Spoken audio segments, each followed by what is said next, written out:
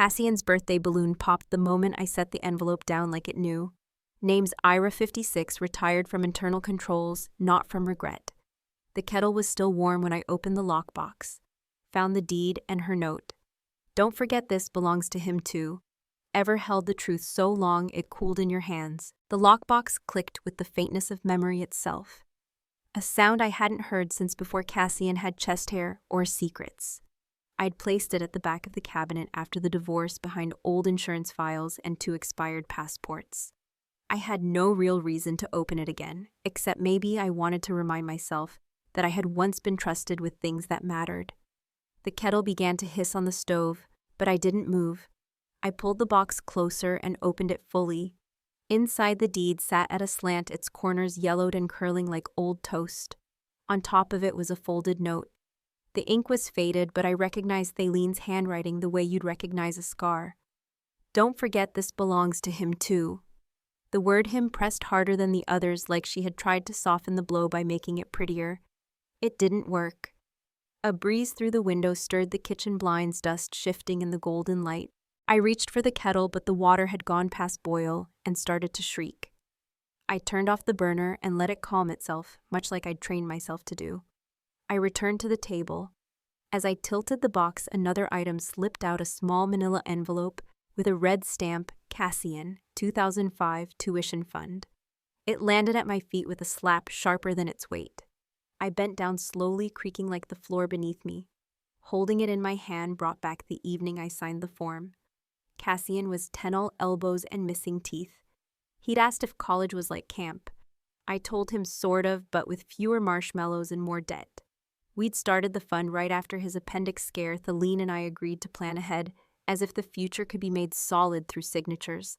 Now the envelope was unopened.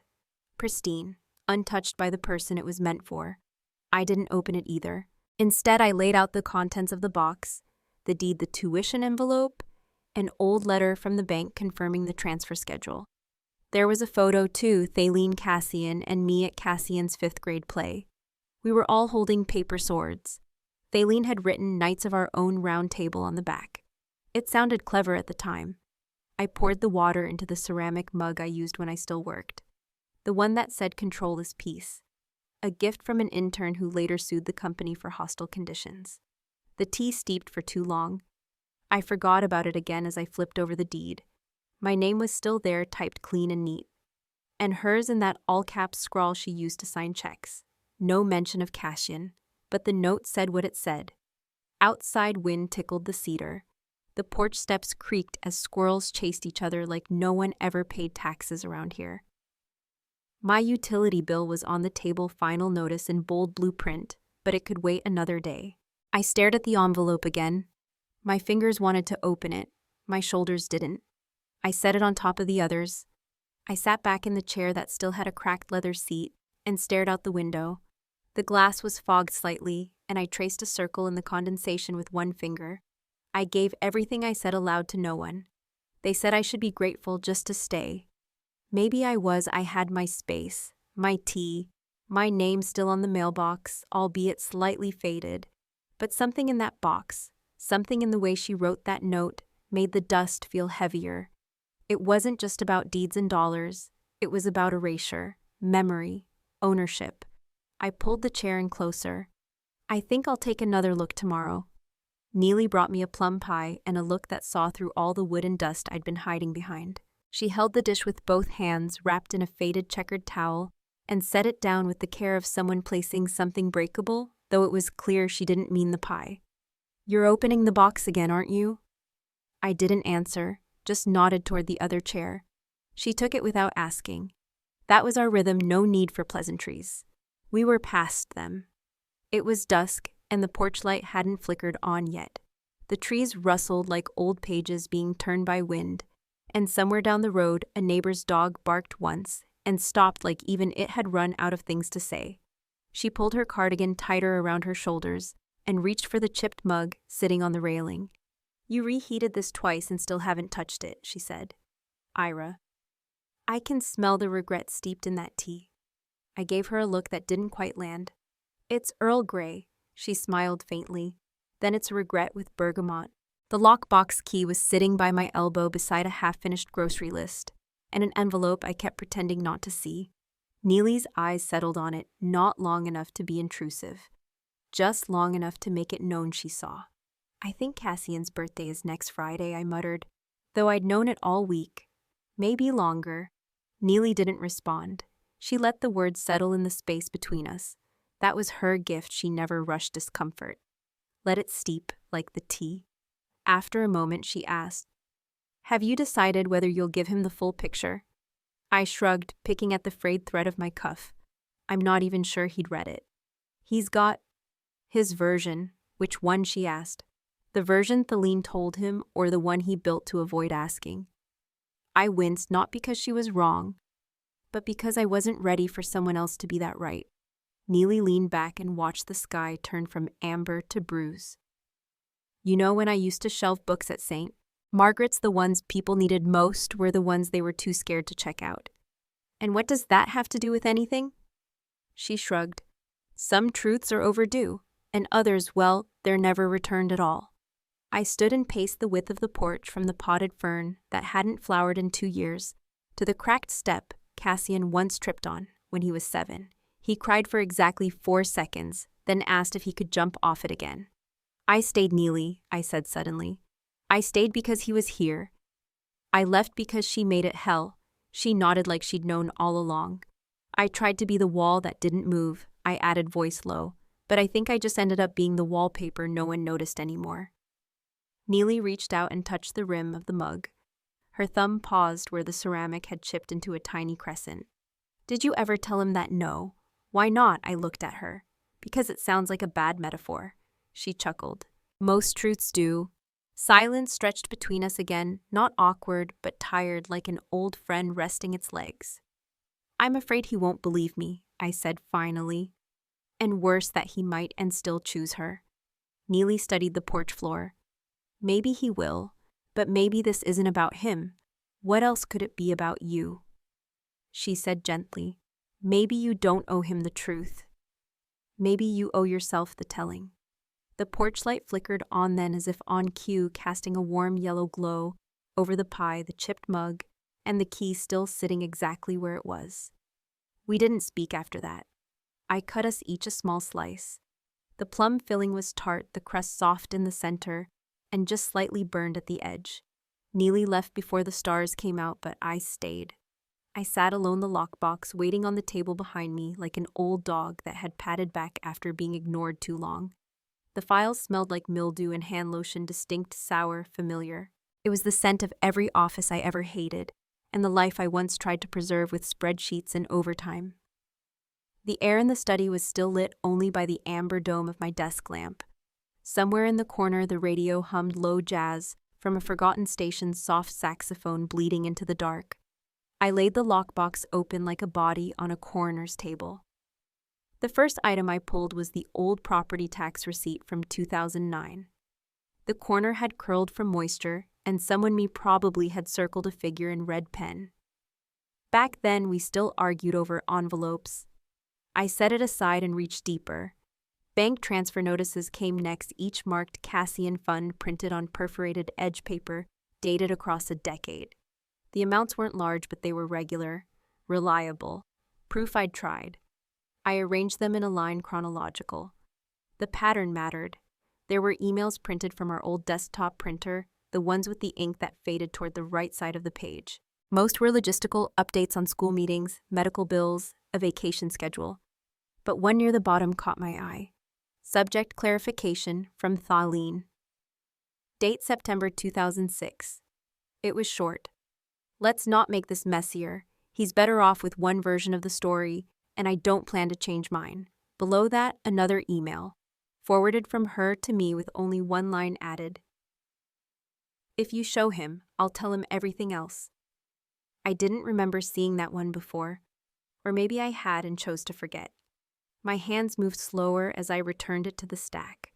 Near the bottom of the box, under a curled folder labeled Pediatric Records, was a pale yellow envelope sealed shut.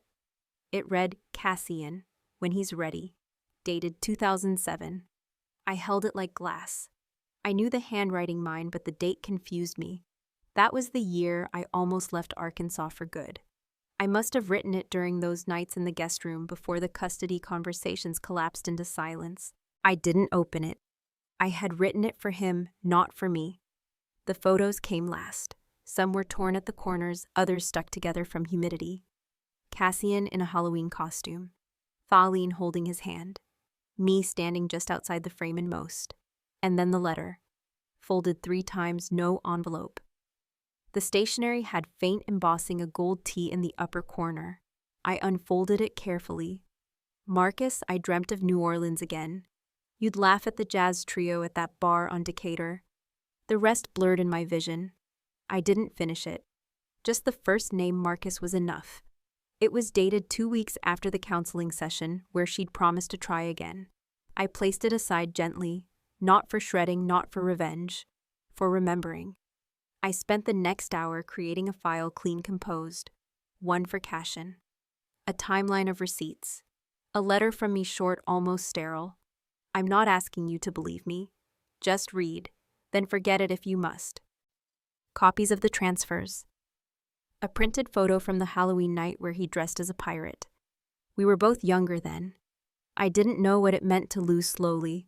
I chose a manila envelope with the metal clasp still intact. I pressed the corners flat, slid everything inside like sealing a confession.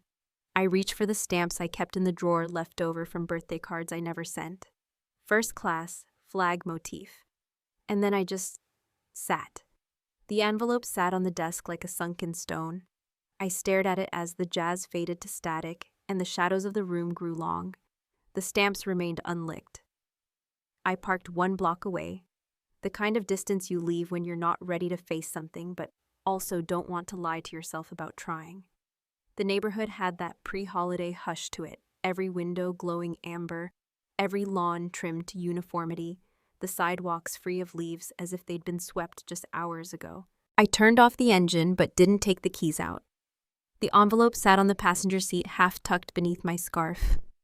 I pulled it out slowly, the flap still sealed from last night's breath. It was heavier than paper should be, like it had absorbed all the weight I hadn't said aloud. I slid it inside my coat, held it to my chest, exhaled. Riverbend hadn't changed much since I last walked its sidewalks with a father's optimism. The same symmetrical hedges, the same beige garages, only the cars had gotten glossier. Cassian's house was 3rd from the corner, porch light on string lights already lit, though the party wouldn't be until tomorrow. Through the front window, I could see streamers in blue and gold, the same colors he'd worn on his high school soccer team. He was adjusting one arm, stretched, the tape slipping. Thaleen appeared beside him, laughing, steadying his hand. She still wore her hair in that loose bun, the kind that pretended not to care, but took 20 minutes and 3 bobby pins to get right. I didn't walk closer yet, just stood behind a sugar maple and watched the house spill warmth like a song I used to know. There was a tray on the counter inside. I squinted, a plum tart unmistakably hers.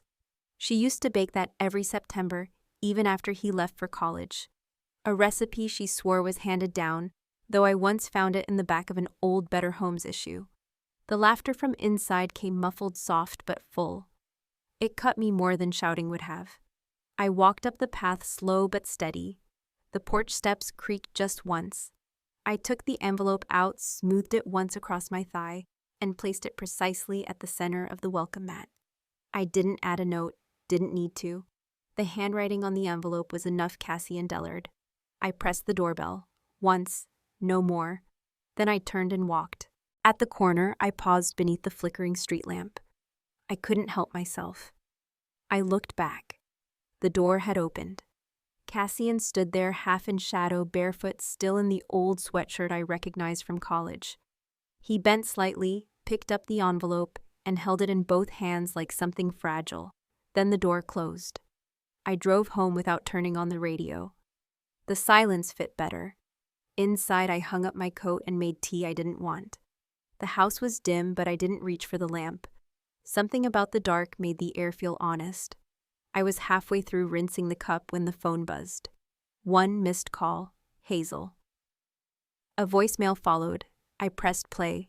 Her voice was soft, hesitant. Uncle Ira, I think something broke tonight.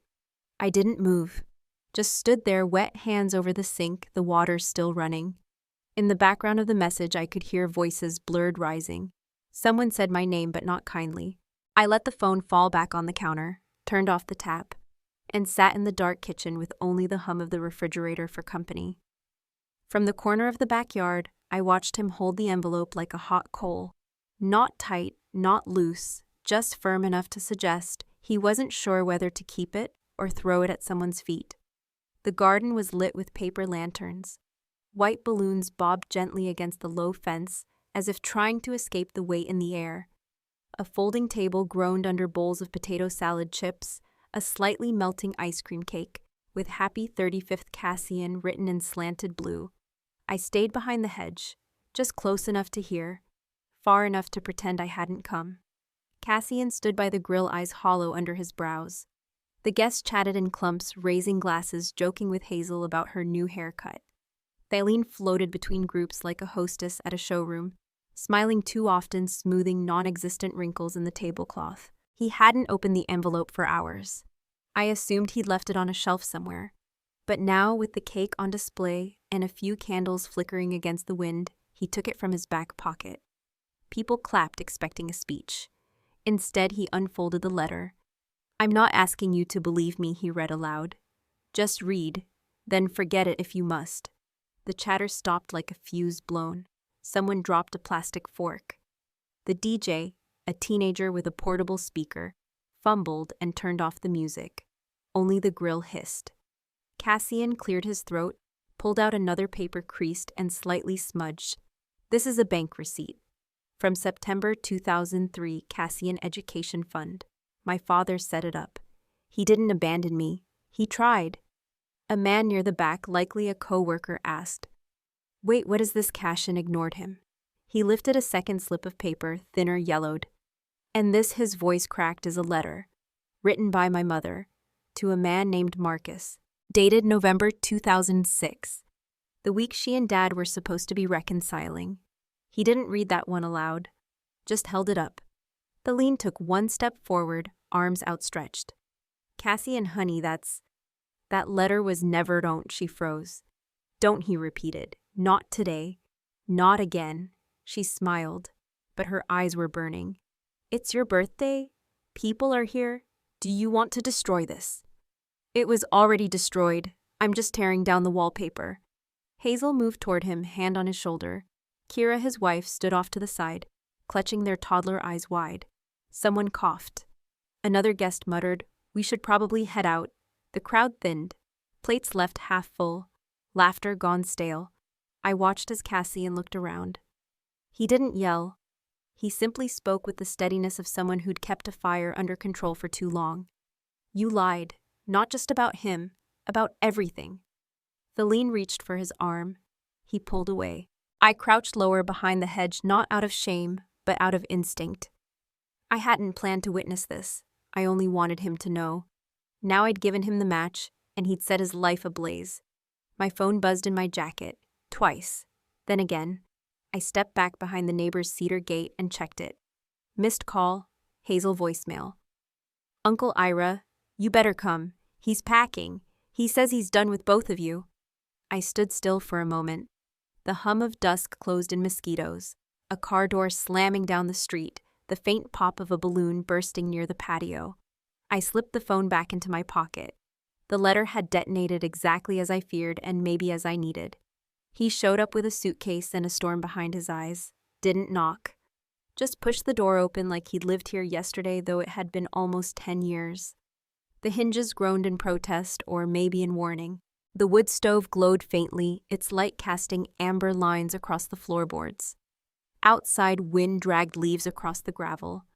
The kettle whistled from the kitchen, just enough to remind us it was still autumn and we were still breathing. Cassian set the suitcase down by the threshold. In his other hand was the lockbox. "I didn't open it," he said. I blinked. "You didn't have to." He looked at me then, really looked. I skimmed just enough to know I didn't want to read the rest. I gestured to the chair across from mine, its cushions sunken, one leg wrapped in duct tape. He glanced at it, then remained standing. The kettle screamed softly. "You want tea?" He shook his head. I turned off the burner anyway but didn't pour a cup. He held the box like it had grown heavier since yesterday. You gave me answers, he said. I just didn't want them. I nodded slowly. That's fair. We stood there for a while, just the two of us, surrounded by familiar dust and unfamiliar tension. His eyes moved around the room, the framed pencil sketch from his childhood, the chipped clock, the pile of newspapers on the side table I still hadn't thrown out. Why didn't you fight harder? He asked finally. My throat caught. I hadn't rehearsed this one. I fought, I said. Just quietly, he repeated.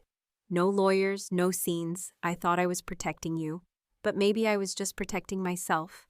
He leaned against the wall, arms crossed. She told me you didn't want custody. She told you that I said because it was cleaner than saying we both failed. The lockbox slipped from his hand slightly. He caught it by the handle. I don't know what to do with all this, he murmured. It doesn't undo anything. It doesn't even help. It just crowds the room. I stepped closer, but not too close. You don't have to carry it. He looked at me with something between exhaustion and clarity. I can't carry both of you. Not anymore. There it was. I didn't flinch. I don't hate you, he said. I just don't have space for you. The fire clicked behind the stove glass. He walked past me without looking back. Opened the door. Wind gusted in. Then he set the lockbox carefully, pointedly on the floor by the coat rack. Same place I kept it for years. He left without closing the door fully. I had to push it shut behind him. The air outside was colder than I expected. I returned to the living room. The tea had cooled. The second chair remained empty like it always did. The glow from the stove painted soft red on the lockbox's corner. I didn't move it. I left the box on the shelf, this time unlocked. It sat beside the coffee tins and the old ledger I hadn't touched in months. No dramatic latch click, no sealed truth. Just there open, a thing that no longer held dominion over my breath. Morning light poured through the sheer curtains, catching specks of dust in quiet dance. Birds chirped somewhere in the branches behind the cabin, early spring pulling color from the soil. I sipped lukewarm tea, not because I'd forgotten it. I just didn't mind the coolness anymore. The door creaked at 9:13, Neely punctual as always. I brought crocus bulbs, she announced, waving a paper bag. They need sun, but not arrogance. I laughed, first sound I'd made all morning. She stepped in, looked around, noticed the kettle already steaming. You knew I was coming. I always hope you are. She shrugged off her cardigan and eyed the stack of papers on the dining table. Her gaze lingered, then slid toward me. You planning to start a second career in bureaucracy? Hardly, I said, moving toward the pile. It's the final draft. The church approved the structure. She leaned over, reading aloud. Burroughs Dellard Vocational Promise Fund. $20,000 initial gift. To support young applicants pursuing certification in construction, HVAC, plumbing, or engineering-related trades, I added softly. In memory of someone who built houses, and someone who never got to. She met my eyes, didn't flinch. You think he'll care? I shook my head. I don't know, but it's not for him. It's for the kid who opens the door and sees a hammer instead of a dead end. She smiled, that half smile that made people confess things. Truth didn't fix the past, I continued. Didn't fix him. But it doesn't mean it can't grow something else. I handed her a copy of the transfer slip. $20,000 from an account I used to guard like a vault because I thought one day I'd need it to buy forgiveness. The committee asked if I wanted to put my name on it, I said. I said no, she nodded. But you did. Burroughs was my mother's family. Dellard's still mine. She set the bulbs on the counter and walked over, placed a hand on my shoulder. Some truths we bury, she said. Others we grow from. We didn't hug often. It made her uncomfortable. But this time she leaned in. It was brief, sincere. After she left, I rinsed the mugs, swept the petals from the hallway rug, and opened the back door. My hands were still damp when I stuck them into the soil. The ground was soft, willing. I planted the crocus bulbs in a crescent near the porch, a gesture to something beginning. Later, as I was filing away the donation receipt, my laptop pinged. One new email. Subject: scholarship inquiry. Builder's dream from Marianne L. single mother of 2. The message was short. I heard about the Burroughs Dillard grant. My oldest is 17. He wants to build homes. We can't afford college, but maybe this helps. I stared at the screen, didn't reply yet. Just sat back in the chair soil, still under my nails, and let the quiet bloom. I planted a plum sapling where the old swing used to hang. The rope marks were still faintly visible on the branch above ghost lines from decades ago, when Cassian's feet had kicked at the sky. Now that branch arched over freshly turned soil, a quiet cradle for something beginning again. It was late spring. Bees moved like secrets between the flowers. The wind was warm and without sharpness. From the porch, wind chimes offered soft, unhurried conversation. I brewed tea not out of habit, but because it tasted better now. The same ceramic kettle scrubbed clean, the same cup with its old hairline crack filled and emptied without worry. The house stayed open most days, curtains drawn wide. I watered the sapling each morning, muttering nonsense to it. Grow slow or you've got time, little one. Once I caught myself humming. I didn't stop. The cabin down the hill had been empty since winter. Last week, a white truck parked out front. This morning, I spotted a red tricycle wobbling across the gravel, its rider no more than 5. Her hair flew like leaves behind her as she pedaled. A woman with paint-streaked overalls waved from the porch. I raised a hand. She waved back. Nothing more. The swing in their yard sagged one chain loose. I made a note to ask if they needed help fixing it. Not today, but maybe soon. Back inside the lockbox sat where I'd left it. Still open, still untouched. I hadn't filed anything new into it since March, but I hadn't burned anything either. On a whim, I walked over, closed the lid slowly, but didn't latch it. I pressed my palm to the top. Not everything has to be opened, I whispered. That night I sat on the porch. The sun laid gold across the grass. A bird wren maybe landed on the tip of the sapling, tilting its head before taking off again. I followed its arc until it vanished over the ridge. Behind me, the wind moved through the open door.